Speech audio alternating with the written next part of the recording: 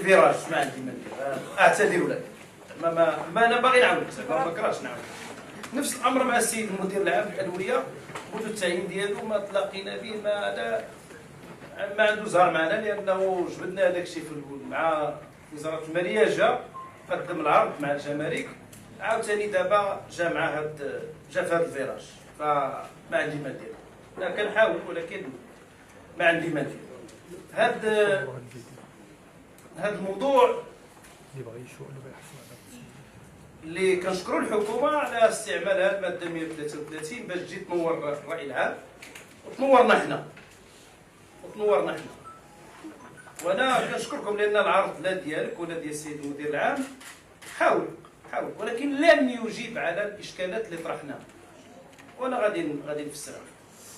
فالموضوع مهم، بغينا نتكلموا على الادويه، نتكلموا على يعني الاشكالات اللي متعلقه بالسياده كما قلت السيد الوزير، يعني ان تعزيز السياده الدوائيه، وان احنا اللي كيهمنا هو الدواء يكون متوفر الى غير ذلك. وعجبني هذا الشيء اللي قلتي، انا لا نخفي اي شيء. بالمناسبه راه باغي كنطلب العرض، انا راه يمكن نمشي فيه اقصى ما يمكن، ما بغيتش تسلمونا. انا نقول لك السيد الوزير، لا السيد الوزير ما عنديش انا، لا عندك انت صيفطوني عندك الوكاله، لا عندك انت السي زرق انت راك محظوظ، وانكم فندتوا ادعاءات تضارب المصالح، وخصنا نرتقيوا بالخطاب العمومي، وان كل الاقتناءات تتم حصرا في اطار القانون وفي اطار مرسوم الصفقات العموميه. هذا الكلام ديالكم السيد الوزير. وبانه هذه التراخيص الاستثنائيه كانت كديرها مديريه الصحه، وكان جوج المهام في 2009 وفي 2015، والان عند وكاله الادويه. هذا كلامكم. وان ثم الكلام ديال السيد المدير العام اللي تكلم على الاشكال بصفه عامه ديال التراخيص، وقف على الكسائر كيجاوب. طيب، لا في الجواب ديالكم السيد الوزير ولا في ديال المدير العام ما كاينش جواب على ما اثرنا، وهذه رجع. لكن قبل ذلك خليني نقول السيد الرئيس المحترم السي شوكي، بانه لك عندك انت اطلاع، حنا ما عندناش، ولكن عندنا حنا كيفاش عاوتاني لان كنستعمل المواقع الرسميه. تكلمتي على 53 صفقه كلها دارت في لايمان باستثناء جوج. شنو هما هاد الجوج؟ انا ما عرفتش، كتكون حشومه وعار، واننا يعني كنمسوا بالشرف والى غير الشرف والذمه. انا من الاول كنقول لك الهدف ديالنا العداله والتنميه هو المصلحه العامه، وانه نبحث على ان كل شيء دار في اطار الدستوري والقانون، هذا الشيء اللي كنقلبوا عليه، وما عندنا حتى شي اشكال لا مع شخص ولا مع حزب ولا مع هيئه ولا. وهي مناسبه باش نقول لك السيد الرئيس بانه حنا مقترح قانون ديالنا تضارب المصالح وتنازع المصالح عادنا، يمكن لك تطلع عليه، يمكن نرسلوا لك، لكن ما عمر هذا الشيء كان. راه دوزنا حكومه ديال كريم العمراني الله يرحمه، ودوزنا الشطو الله يجزيه بخير، كان رجال اعمال، ما كانش هذا الاشكال. وكذلك حتى مع الحكومه السابقه اللي كان فيها مولاي حفيظ، وكان معروف باستثناء ما اثير حول واحد العمليه اللي حنا دوزناها في اطار الماليه. طيب، فاذا حنا من حيث المبدا ما عندنا حتى شي مشكل. ارجع لاقول داك الشيء اللي قلته في الجلسه ديال 13/11/2025 اعيد. الكاسيل هذا تسالى، السيد المدير العام كيقول كاين جوج شركات، داروا وحده بالزرق وحده بالبرتقالي، ما عندي حتى شي مشكل. وقال وجاب لنا واحد العدد ديال الاشكالات المرتبطه بهذا الدواء. انا كنقول لكم سيد المدير العام، سيد الوزير، انا والله باش نحب الله والله ما عندي علاقه ولا اعرف لا هاد حكمه ولا اللي تحت منا ولا اللي فوق منا. هاد بروموفارم والله ما كنعرف، باش نجيو من الاخر.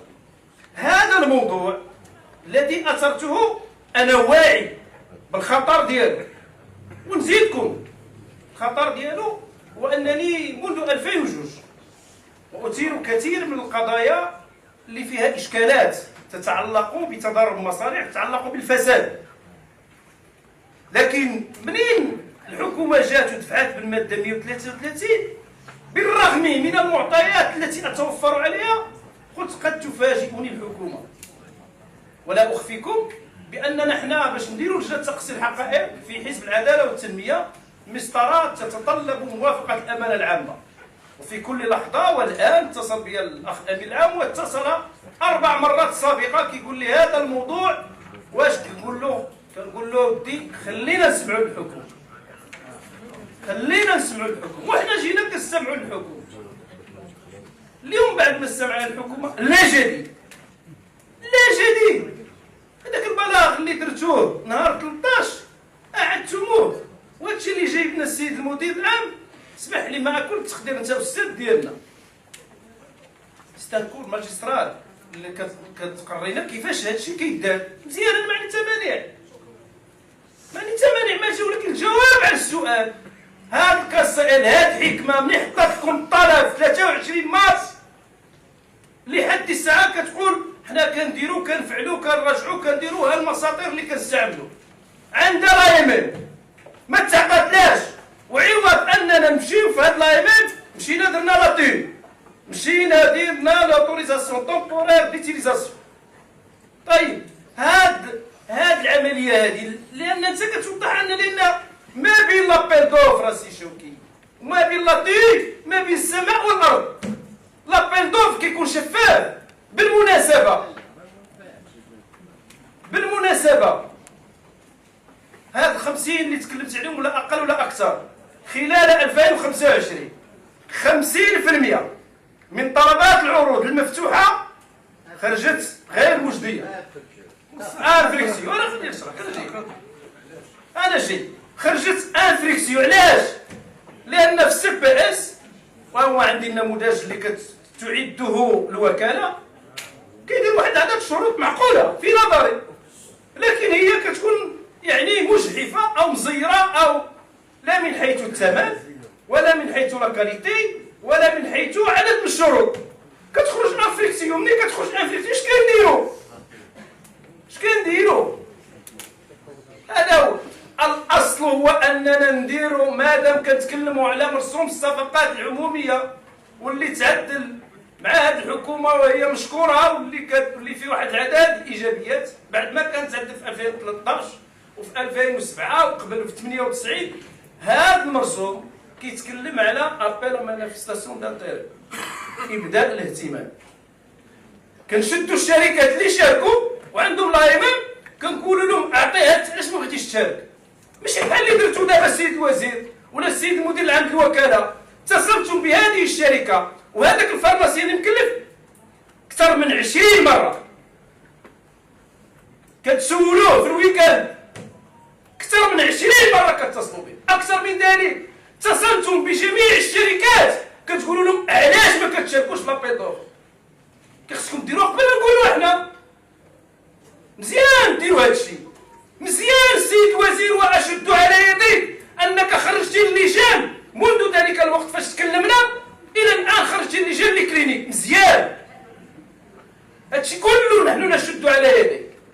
لكن الموضوع ديال كاس ال والله ما تعطالوش لانه عنده اشكالات وراك قلتوها باش. ولكن من مارس واحد خرجتوا له المره الاولى كتقول خرجتوا في فبراير 2025 وخرجتوا في 28/5/2025 وانكم كتراجعوا كتشوفوا الى غير ذلك.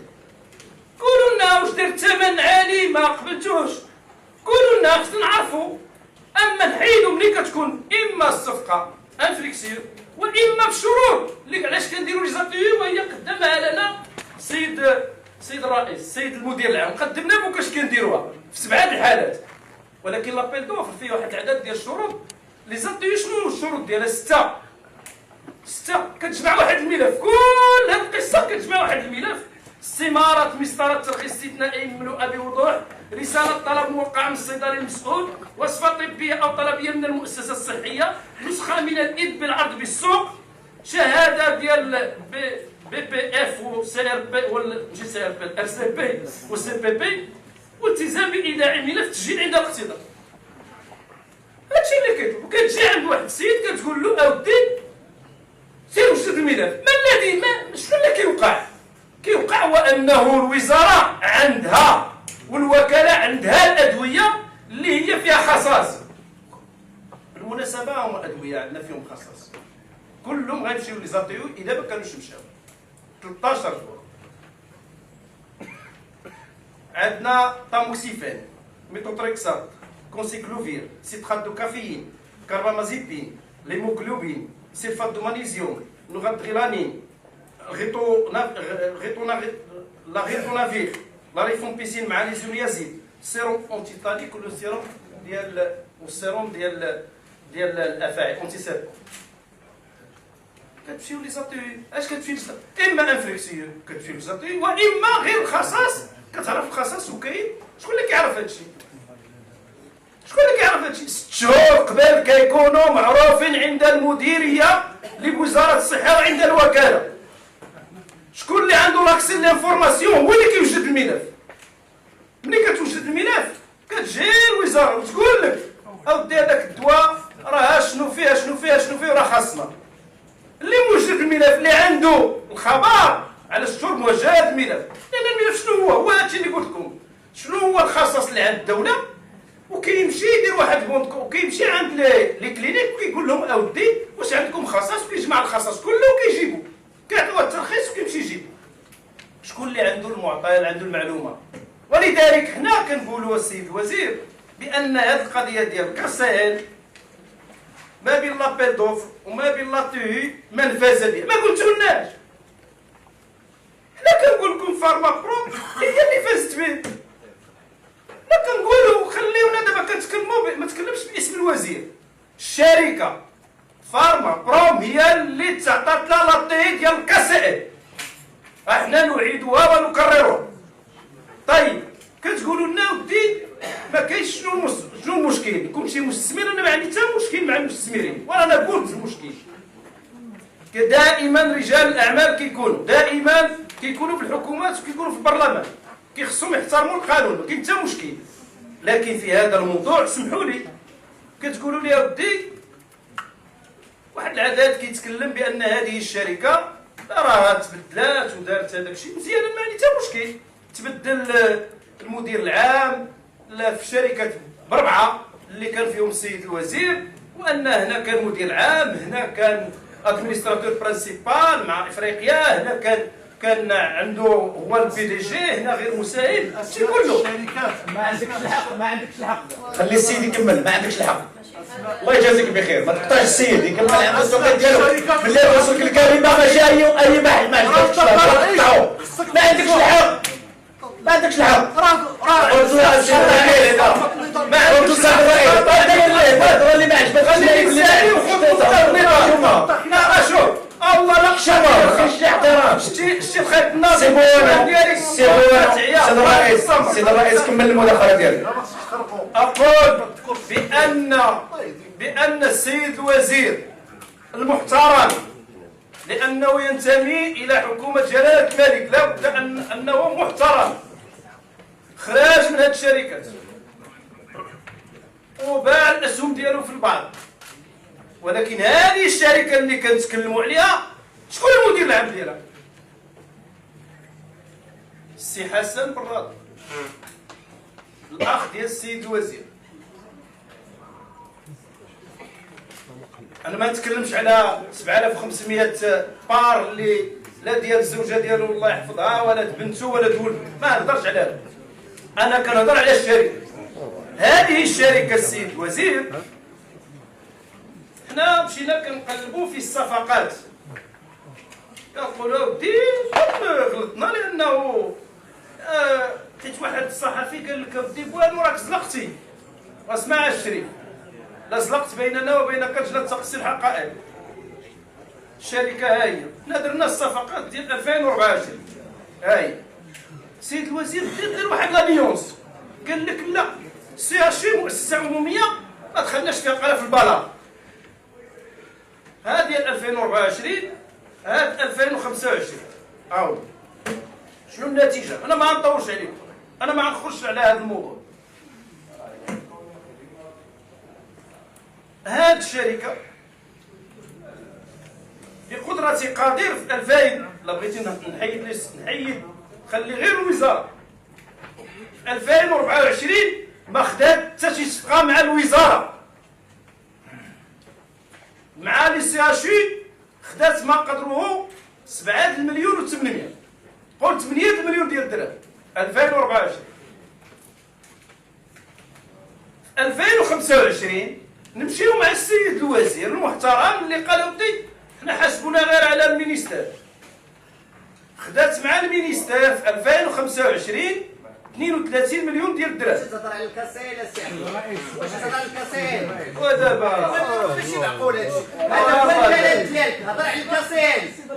طيب ودابا كلشي يهضر على التاريخ والجغرافيا في الادويه. سيبونو مازال سيبونو هذاك هو اللي قلت لك سي بوالو. كمل السيبونو سيد الرئيس. سيد الرئيس الله يجازيك بخير. لا ما غنسمعش سيد الرئيس. سيد الرئيس عافاك انت وما قاطعكش سيد الرئيس. عبد الله هادشي قلتي في البرلمان جبتي البوتاسيوم بالاسم، دابا تجبدي شي صافي. انا غير معقول. اقطع لك سيد الرئيس. سيد الرئيس. سيد الرئيس. سيد الرئيس. هو اللي جبتي في البرلمان الرئيس، هذه غلطه كبيره. سيد الرئيس سيبونو كمل عفوا الله يجازيك بخير.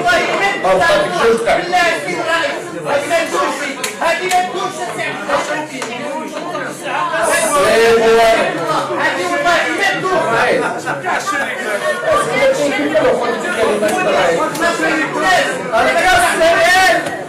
الكاسيل زالت منه. كمل السيبونو. هو فارما برو قلتها فضيت مع الكاسيل وجيت لي زاتي كاملين بغا نجبدو لي زاتي اللي خدات الشركه نجبدها، ما عندي مشكل. ثانيا انا حين تكلمت على تنازع المصالح وتضارب المصالح جبت شحال الصفقات 2024 مع الوزاره ديال هذه الشركه صفر. في 2025 مع الوزاره 32 مليون ديال الدرهم.